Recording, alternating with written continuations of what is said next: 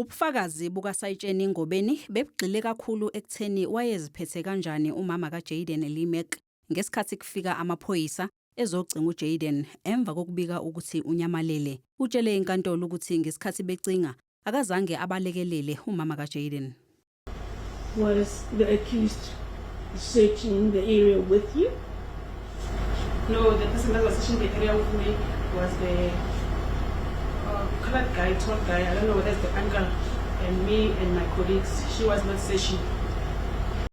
Ungobeni uthi nangesikhathi efika endaweni yesigameko wezwa sengathi umama kaJayden kukhona kwaziyo ngokunyamalala kwengane yakhe.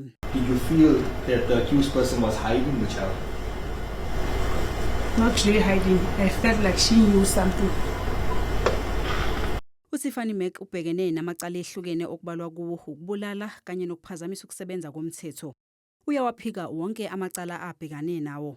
Icala lizobuyela enkantolo ngoNcwaba nalapho kulindeleke ukuthi kufakaze umalume wemoto eyayigitshelwa nguJayden uma eya noma ebuya esikoleni okanye unogada owayeqaphe esangweni lalapho behlala khona.